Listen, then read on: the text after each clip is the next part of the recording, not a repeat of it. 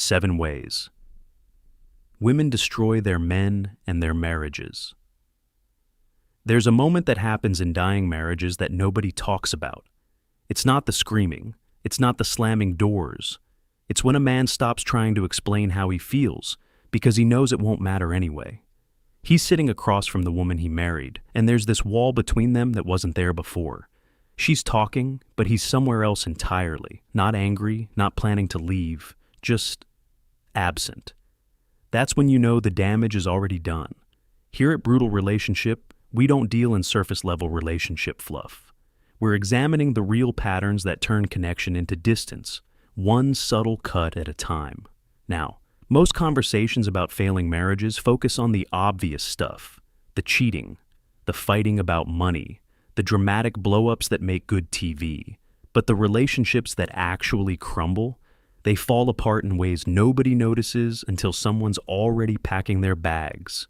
These are the quiet destroyers, the patterns so normalized that couples don't even recognize them as problems until the marriage is already flatlined. Let me walk you through something that changed how I see this entire dynamic. There's this thing that happens in relationships where one person becomes the designated emotional recycling bin. Every frustration, every complaint, every anxious thought gets dumped onto them the second they're available. No filter, no timing, no consideration for what they might be carrying themselves. Imagine this. David works as a project manager at a construction firm. He's dealing with client deadlines, budget overruns, crew conflicts, the kind of pressure that sits on your chest all day. He walks through his front door around 7, hasn't even put his bag down, and his wife Jennifer launches immediately. "The toilet's running again. Your brother called about Thanksgiving and I don't want to host. Did you see the electric bill? Why haven't you responded to my texts?" Not a single question about his day. Not one moment of acknowledgement that he's a human being who might also be carrying weight. Here's the part that destroys these marriages slowly. David doesn't blow up. He doesn't fight back. He just absorbs it. Day after day, month after month, year after year. Until one day he realizes that walking through his own front door feels like punishment instead of relief. And once a man starts feeling that way about home, the marriage is already circling the drain. The psychology here is brutal. When someone becomes nothing more than a receptacle for problems, they stop being a partner. They become a service provider. And nobody wants to be intimate with their customer service representative. Think about what this does to connection. David wants to share that he's stressed about potentially losing his biggest client, but he can't because the moment he opens his mouth, he'll get hit with 17 other problems that need solving first. So he stops sharing. He stops being vulnerable. He builds walls because openness has become another burden instead of a source of relief. So, what's the move here? Create what I call re-entry space. When your partner comes home, the first 20 minutes should be neutral ground. Not fake happiness, not pretending everything's perfect, just breathing room. Ask how they're doing and actually listen to the answer. Let them decompress, then you can share what's on your mind. Because here's the reality. People are exponentially more willing to engage with problems when they don't feel ambushed the second they walk through the door. Let's talk about something that makes people squirm. Using physical closeness as a behavior modification tool. And I'm not just talking about sex, though that's definitely part of it. This goes way deeper. What happens when affection becomes something you earn through good behavior and lose through mistakes? You create a psychological pattern that therapists call intermittent reinforcement. It's the same mechanism that makes slot machines addictive. You never know when the reward is coming, so you're constantly performing, constantly trying to crack the code. Here's how this plays out. Nathan forgot to pick up his wife's prescription on Tuesday afternoon. Not because he didn't care. He got slammed with back-to-back meetings and it slipped his mind. That evening, his wife Melissa went cold, no eye contact at dinner, turned away from him in bed. When he tried to kiss her goodnight, she gave him her cheek. The message was unmistakable. You disappointed me, so you don't get access to warmth. But here's where this gets really toxic. Nathan didn't just feel rejected about the prescription. He started to understand that his wife's affection was directly tied to his performance on an invisible checklist. And when intimacy becomes transactional, it stops being intimate at all. It becomes a compliance test. Now, imagine living like that for years, where every mistake, every oversight, every human error results in the withdrawal of physical closeness. You're not building a marriage, you're building a performance anxiety disorder. The men I've talked to who live in these dynamics describe the same feeling, like they're constantly walking on eggshells, trying to figure out what will earn them basic human warmth. One week it's about remembering appointments. The next week those are handled perfectly, but now it's about being more emotionally present. Then it's about career advancement. The target keeps moving and the affection never feels secure. What this communicates at a deeper level is devastating. Your worth as a partner is conditional on perfect behavior. And conditional love isn't actually love. It's a contract with terms that change based on mood. So, what's the alternative? You separate mistakes from belonging. Your partner can forget the prescription, mess up dinner plans, drop the ball on household tasks, and still deserve baseline warmth and connection. That doesn't mean you can't be upset or frustrated. It means you don't weaponize your physical presence as punishment. You talk about the prescription. You express how it affected you. But you don't turn yourself into a reward that must be earned through flawless execution. Here's something that chips away at men gradually, being constantly measured against other people's husbands, other people's lives, other people's achievements. And I'm not talking about the obvious version where you're praising your ex. This is the subtle form where you're always pointing out what someone else's partner is doing that yours isn't. Rachel does this to her husband Brian every time they're around friends. Did you hear that Tom got promoted to senior vice president? That's impressive at 35. Or, Jessica's husband renovated their entire kitchen himself. That must be nice. Or the classic, I was chatting with Sarah, and apparently Mike plans date nights every single week without being asked. Here's what Brian hears underneath those words. You're not measuring up. You're insufficient. I made the wrong choice.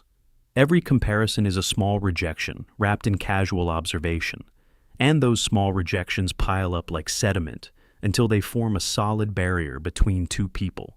Let me explain the psychological mechanism at work here. When someone experiences constant comparison, their nervous system shifts into defense mode. Instead of thinking, how can we grow together, they're thinking, how do I stop being inadequate? The entire foundation moves from partnership to self-protection.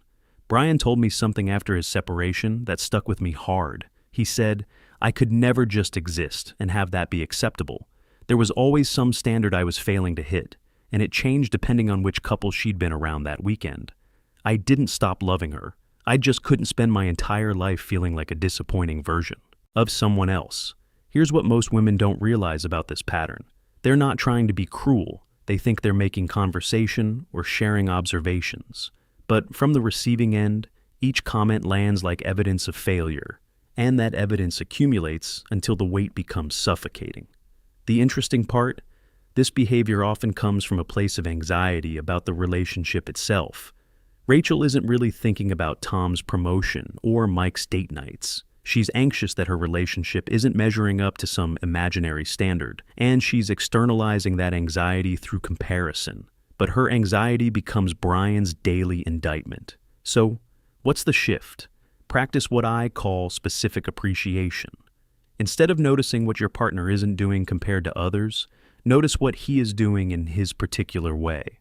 Brian might not plan weekly date nights like Mike, but maybe he handles all the car maintenance so Rachel never has to think about it. Maybe he's not renovating kitchens, but he's emotionally steady and present every single day. The question isn't, how does he stack up against other men? The question is, am I seeing the unique ways he contributes to our shared life? Now we need to address something that cuts deeper than almost anything. Public mockery disguised as playful teasing. This destroys men because it happens in front of other people, which multiplies the humiliation by a factor of 10. You've witnessed this at gatherings. A wife launches into a story about her husband's incompetence with technology, complete with exaggerated voices and dramatic gestures. Everyone laughs. Seems harmless, right? Just a funny story about domestic life. Except it's not. Christopher sits there with a tight smile while his wife Lauren tells their dinner party about how he still can't figure out the dishwasher after 5 years of marriage. making him sound like he needs a manual for basic life tasks. She doesn't notice his shoulders tense, doesn't see how he goes quiet for the rest of the evening. She's getting social validation through humor, completely oblivious that she just humiliated the person she claims to cherish most. Here's what public criticism does. It doesn't just hurt in the moment. It teaches someone they're not safe with you, that their weaknesses, their struggles, their imperfections might become comedy material at the next social event. So they stop sharing, they stop being open, they start constructing barriers because vulnerability has become dangerous. The psychological term here is social status threat. When someone is made to look foolish or incompetent in front of others, especially by their partner, it attacks their fundamental dignity. And when that happens repeatedly, the relationship transforms from safe harbor to anxiety source.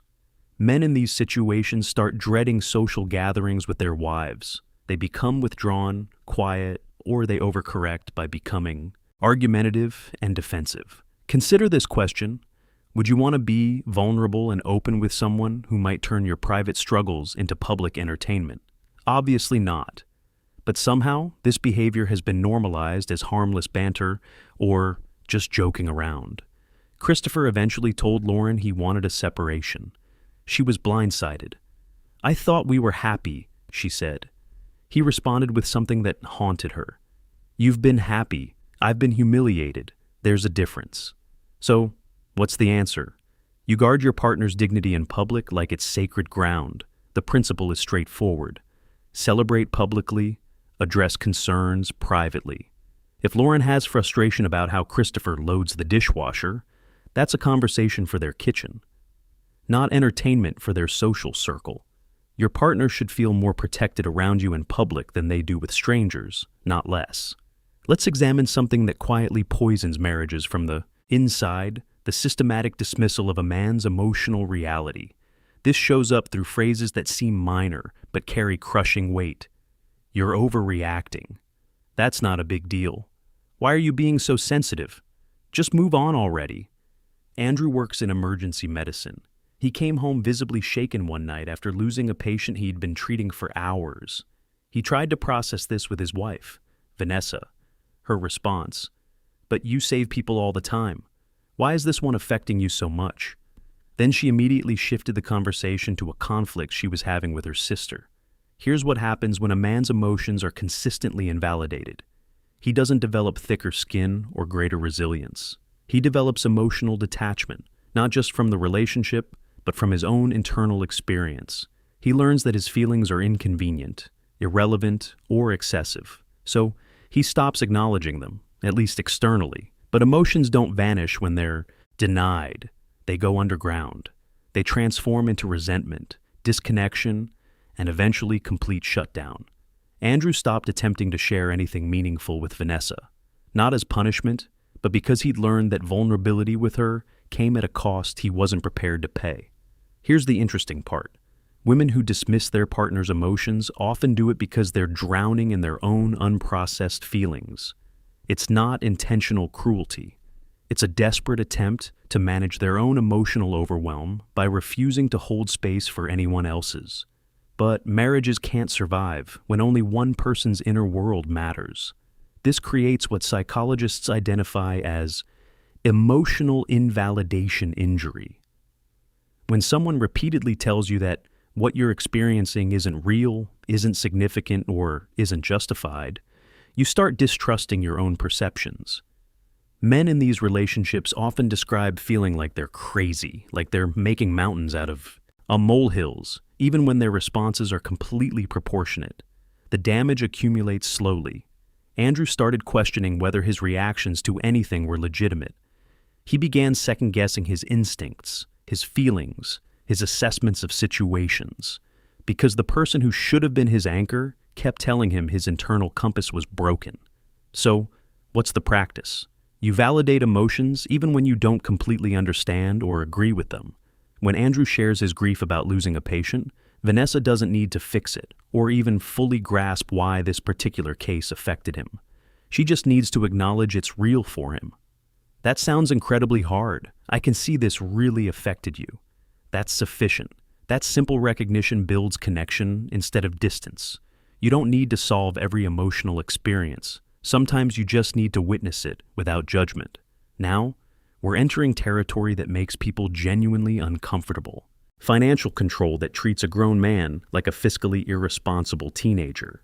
This pattern emerges when a woman manages every dollar like her husband is incapable of sound financial judgment, regardless of any actual evidence supporting that belief. Gregory earns $85,000 annually as an electrical engineer. He's financially responsible, has excellent credit, never missed a payment on anything. But his wife Candace controls every cent that flows through their household. She allocates him a spending allowance for personal expenses. She interrogates every purchase above $30. She requires explanations for buying lunch at work. She's transformed their marriage into a parent-child dynamic where she's the authority and he's the subordinate requesting permission. Here's what happens psychologically when you strip an adult of financial autonomy. You strip them of dignity. Money represents independence, agency, and self-determination in our society. When a man can't make independent financial choices despite contributing substantially to household income, he's not functioning as a partner. He's functioning as a dependent.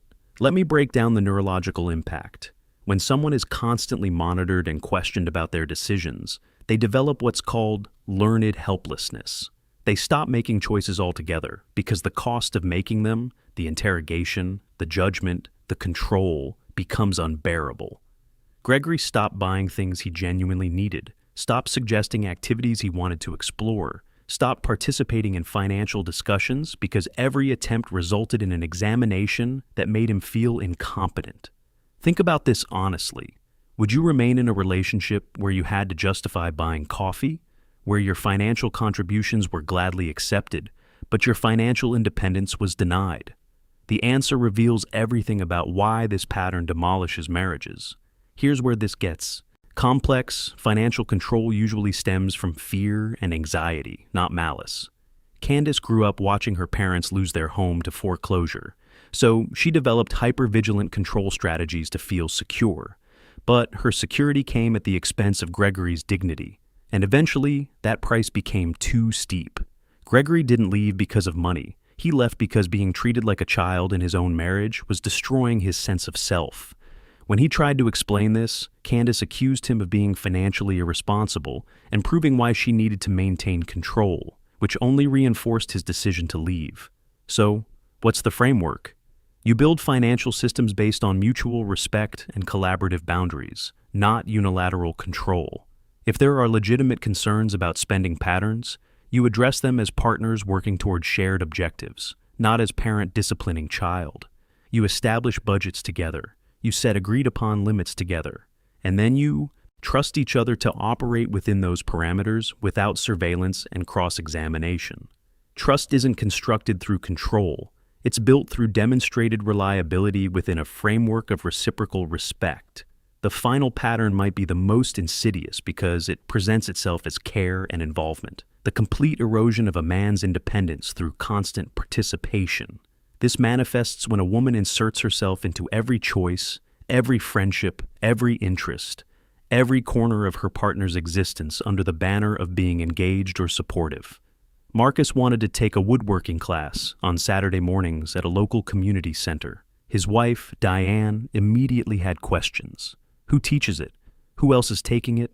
Why woodworking specifically? Why Saturday when that's family time? What will he make? Can she come observe?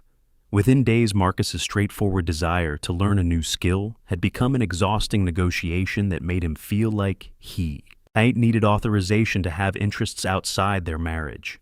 Here's what gets missed. Partnership doesn't mean fusion into a single entity.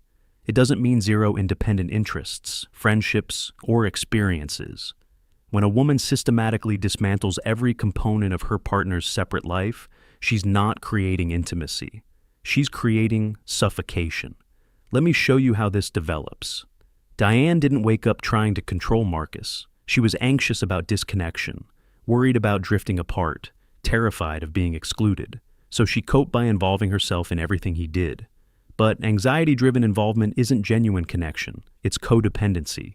And codependency slowly strangles the very relationship it's attempting to preserve. The psychological toll on men in these situations is severe. Marcus described feeling like he couldn't take a full breath, like every aspect of his life required permission, explanation, or compromise. He wasn't depressed. He wasn't neglecting his family. He wasn't having an affair. He simply wanted 4 hours a week to work with his hands and learn something new. And even that basic autonomy was being negotiated into oblivion. Here's the core issue. When you don't trust your partner to have experiences without you, you're communicating something catastrophic. You're saying, I don't believe you'll stay committed unless I'm monitoring you constantly. And that absence of trust becomes a self-fulfilling prophecy. Men don't leave because they discovered something better elsewhere. They leave because they can't exist in a cage, even when that cage is decorated with good intentions and claims of love.